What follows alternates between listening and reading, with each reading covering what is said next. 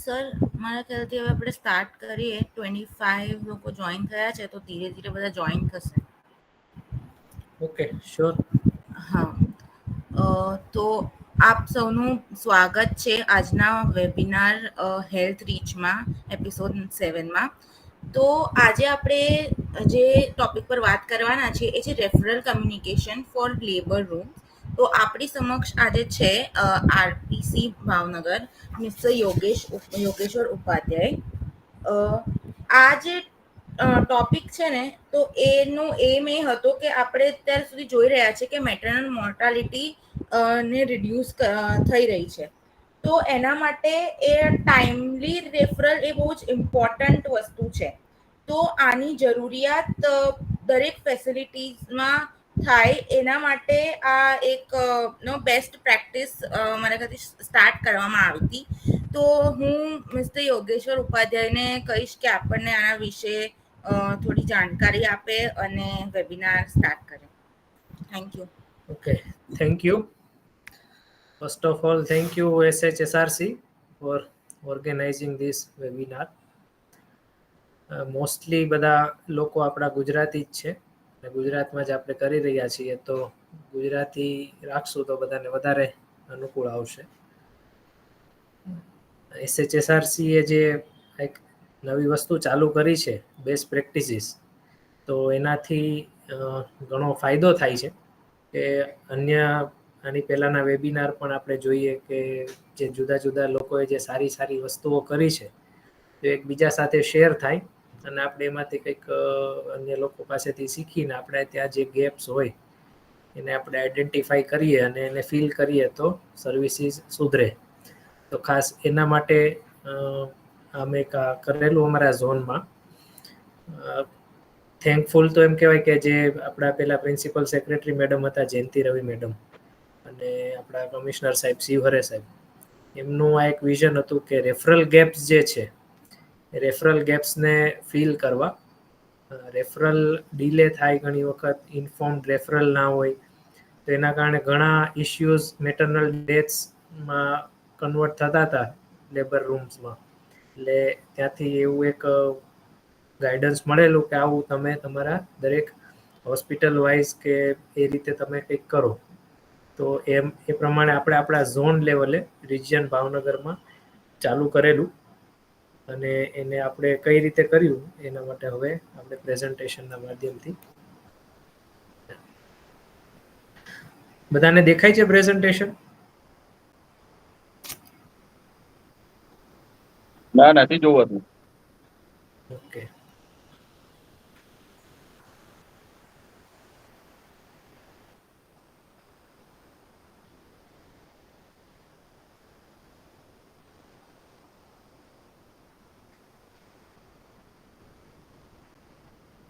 હવે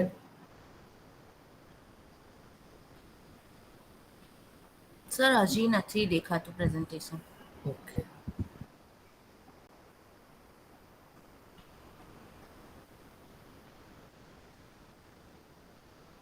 એક જ મિનિટ.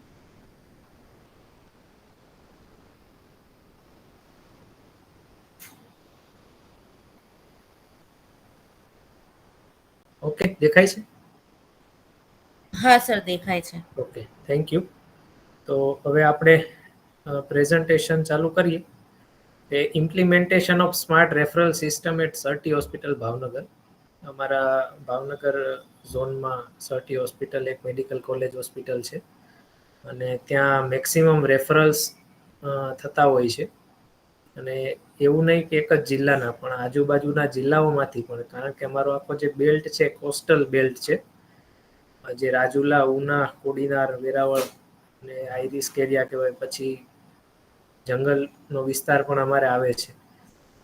બોટાદ બાજુ જે છે તો કોઈ મેડિકલ કોલેજ હોસ્પિટલ નથી, એટલે એ બોટાદ જિલ્લો, અમરેલી જિલ્લો અને ગીર સોમનાથ જિલ્લાના રેફરન્સ પણ સરટી હોસ્પિટલ પર આવતા હોય છે.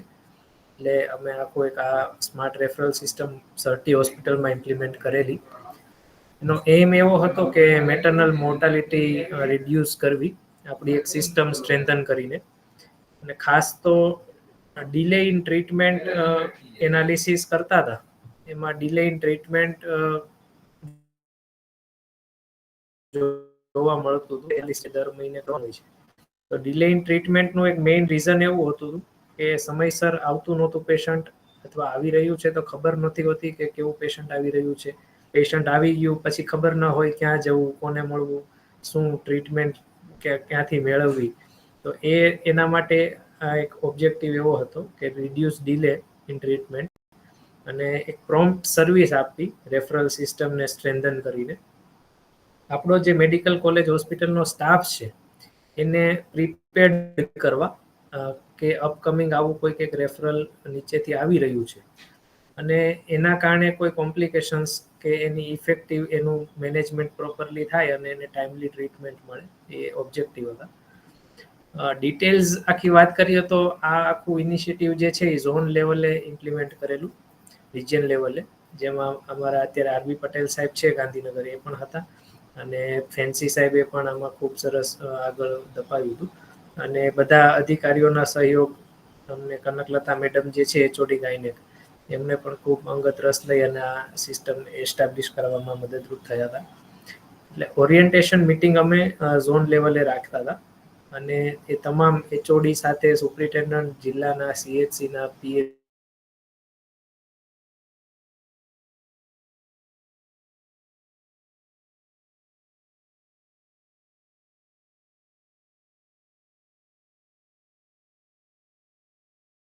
એ થતું હતું. આપણે ત્યાં એવું છે કે પબ્લિક હેલ્થ અને સર્વિસીસ એના વચ્ચે ખૂબ ગેપ હોય છે કે પબ્લિક હેલ્થમાંથી નીચેથી પેશન્ટ શું આવે છે એ ખબર નથી હોતી, કોણ ક્યાં મોકલીએ છીએ પણ ત્યાં મોકલનારને ખબર ના હોય કે આવું કોઈ પેશન્ટ આવી રહ્યું છે કે આપણે મોકલી રહ્યા છીએ, તો કોઈકને વાત કરીએ. તો ઇમરજન્સી રેફરલ નંબર પછી અમે એક ફંક્શનલ કર્યો હતો સર્ટી હોસ્પિટલમાં, અને એક આના માટેનું એક વોટ્સએપ ગ્રુપ બનાવેલું કે જેનાથી ક્વિક કોમ્યુનિકેશન થાય અને રિસ્પોન્સ મળે અને ફીડબેક પણ મળે. ખાસ તો એક વોટ્સએપ ગ્રુપ એવું માધ્યમ હતું એ એટલા માટે કરેલું કે હવે તો આપણે એસઆરએસ પણ આવી, પણ વોટ્સએપથી એ છે કે હંમેશા તમામ લોકો વોટ્સએપનો યુઝ કરતા હોય છે, પછી આપણો સ્ટાફ હોય કે ઓફિશિયલ્સ હોય કે તમામ લોકો. હવે કોઈ એવું નથી બનવાનું કે કોઈ અધિકારી છે એ રાતના 11 વાગે પોતાનું સિસ્ટમ ચાલુ કરશે, લેપટોપ ચાલુ કરશે અને એમાં આઈડી પાસવર્ડ નાખશે એસઆરએસ નો અને પછી ખોલીને જોશે કે આવું કોઈ પેશન્ટ મને આવી રહ્યું છે. કે કોઈ મોકલનાર છે એ પણ એવું નહીં કરે કે એમને ઇમરજન્સીમાં પેશન્ટ રેફર કર્યું પછી પોતાનું કોમ્પ્યુટર રૂમમાં જશે અને બેસશે અને આઈડી પાસવર્ડ નાખીને એમાં એન્ટ્રી કરશે. એટલે વોટ્સએપ ગ્રુપ એક એવું હતું કે તમામ લોકો હંમેશા દિવસ રાત આપણે વોટ્સએપ ચેક કરતા રહેતા હોઈએ છીએ. એટલે જ એવું વિચાર્યું કે વોટ્સએપ ગ્રુપ બનાવીએ જેથી કરીને તમામ લોકો લાઈવ રહે, અને એના કારણે જ સક્સેસફુલ ગયું એવું માની શકાય. કે બીજું કોઈ એવું માધ્યમ રાખ્યું હોત તો લોકો ના જોતા હોય. એટલે વોટ્સએપ ગ્રુપ એક એવું છે કે આખી 90% ઓફિસ વોટ્સએપ પર ચાલવા માંડી છે એના જેવું છે. તો લેબર રૂમના સ્ટાફ કોઈ પણ નીચેથી કોઈ પેશન્ટ આવે, સપોઝ એક સીએચસી પરથી, તો એમાં એના પેશન્ટની ડિટેલ્સ મૂકે કે આવું એક પેશન્ટ છે, સપોઝ કે પીપીએચ વાળો પેશન્ટ છે અને અમે ત્યાં રેફર કરી રહ્યા છીએ. એક વોટ્સએપ ગ્રુપમાં એ મૂકે અને એની એક રેફરલ શીટ મૂકે જે આપણી સ્ટાન્ડર્ડ શીટ છે, અને એમાં જે પેશન્ટની બધી ડિટેલ્સ હોય. એટલે જે અમારા જે મેડિકલ કોલેજનો સ્ટાફ છે, સર્ટી હોસ્પિટલનો લેબર રૂમનો સ્ટાફ છે, એને પણ એ ત્યારે ને ત્યારે ખબર પડી જાય કે આવું એક પેશન્ટ છે. સપોઝ પાલિતાણાથી ભાવનગર આવતું હતું, તો પાલિતાણાથી ભાવનગર આવું એક પેશન્ટ આવી રહ્યું છે, તો એના માટેની એ લોકો પ્રિપેર્ડનેસ અહીંયા રેડી રાખે, બધું રેડી રાખે કે આવું એક પેશન્ટ આવે છે તો આપણે એને તાત્કાલિક સર્વિસ આપણે આપવાની થાય છે. એટલે લેબર રૂમનો સ્ટાફ છે એને પણ ઇન્ફોર્મેશન મળવા માંડી, અને જુદા જુદા પ્લેસીસમાંથી કે કન્ડિશન શું છે, કઈ કન્ડિશન સાથે પેશન્ટ આવે છે, એને બ્લડની રિક્વાયરમેન્ટ પડવાની છે કે કેમ, એ બધું એડવાન્સમાં સ્ટાફને ખબર હોય એટલે એ બધું રેડી રાખે. અહીંયા પહેલા એવું થતું કે પેશન્ટ આવી ગયા પછી બધું હવે આ જોઈશે તો અહીંયા જાઓ ને ત્યાં જાઓ ને ગોળ ગોળ પેશન્ટ ફરતું રહે. એના કરતાં પ્રિપેર્ડ રહેતા હતા. પછી રેફરલ સેન્ટર્સ જે છે, સપોઝ પાલિતાણાથી પેશન્ટ આવ્યું, તો પેશન્ટ આવ્યું રિસીવ થાય એટલે રિસીવ કરી અને સ્ટાફ છે એને જાણ કરી દેતો કે આ પેશન્ટ રિસીવ થઈ ગયું છે, એની આ કન્ડિશન છે અને એને આ ટ્રીટમેન્ટ આપી છે, અને પેશન્ટ સ્ટેબલ છે કે શું પેશન્ટની કન્ડિશન છે, એ પણ રેફરલ એમાં કમ્યુનિકેશન થતું હતું. અને આના માટે અમે ઝોન લેવલથી રેગ્યુલર મંથલી રિવ્યુ મિટિંગ કરતા હતા દર મહિને તમામ ઓફિસર સાથે. ચેલેન્જીસ હતા કે સ્ટાફ છે તરત ચેન્જ થઈ જતો હતો. અમારા ઝોનમાં મેડિકલ ઓફિસરની બહુ સ્કારસિટી છે, એટલે આવે જતા રહે, નીટ આવે, નીટ એમો જતા રહે, સ્ટાફ ચેન્જ થઈ જાય. તો એ બધી વસ્તુ જે છે એ થોડુંક ચેલેન્જિંગ હોય છે. ઇવન અત્યારે પણ ઘણા લોકો નવા આવી જાય, એને ખબર ના હોય, એટલે ફરી રિવિઝન કરતા રહેતા હોય છે. આઉટકમ્સમાં એવું છે કે ઘણી વખત એવું થતું હતું કે સર્ટીમાં પેશન્ટ મોકલીએ તો એક પેશન્ટનો રેફરલ રેટ અમારો વધી ગયો 30% જેવો, કે જે પેલા 2021માં 697 રિફર થયા હતા, એની બદલે 909 રિફર થયા. કારણ કે એક કમ્યુનિકેશન સ્થપાણું, એટલે લોકોને એક વિશ્વાસ આવ્યો કે આપણે અહીંયા ફોન કરીને જાણ કરે છે, પર્સનલી પણ જાણ કરતા હોય છે. પ્રી ઇન્ફોર્મ રેફરલ છે એ 234 થી 500 સુધી અમારું ઇન્ફોર્મેશન વાળું થયું, ઓલમોસ્ટ ડબલ કરતા વધી ગયું.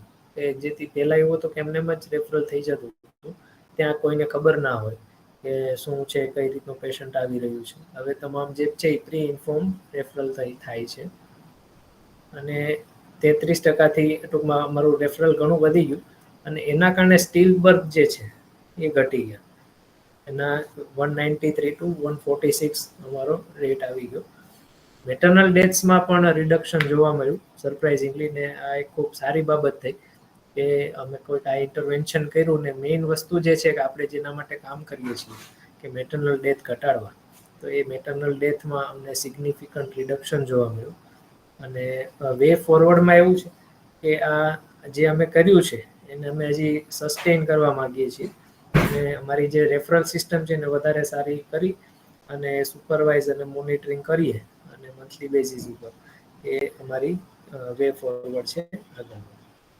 આ આખી અમારી સર્ટી હોસ્પિટલની ટીમ છે કે જે referral communication, phone emergency number છે એને આપી ટીમ છે.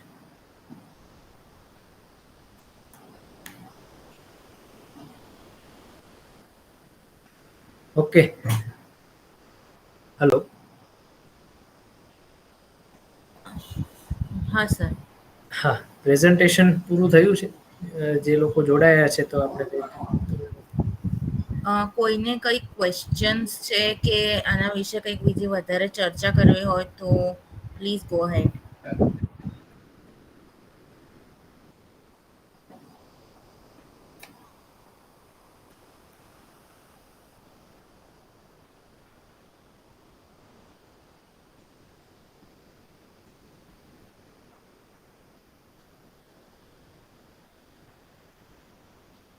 હુંમાંથી એક સર હતા હમણાં જેમણે રેઝ હેન્ડ કર્યો હતો, તો એમને કંઈક ક્વેશ્ચન છે કે કંઈ ફીડબેક આપવા છે કે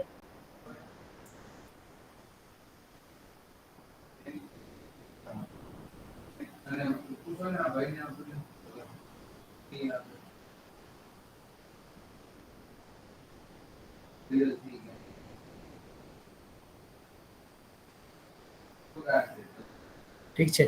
SHSRC ટીમને કઈ પૂછવું હોય તો ત્યાં પ્રેઝન્ટેશન તો કરેલું જ ગ્રુપમાં.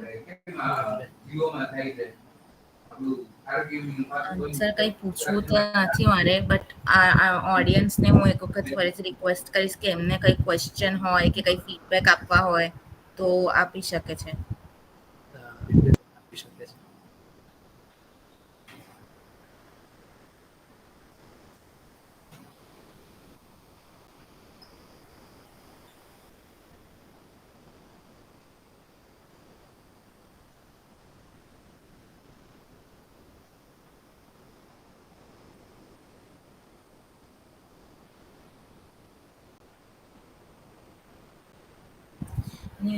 થેન્ક યુ સર, તમે આટલું સારું પ્રેઝન્ટેશન આપ્યું અને આ એક બહુ ઇમ્પોર્ટન્ટ વસ્તુ હતી જે તમે સમજાવી.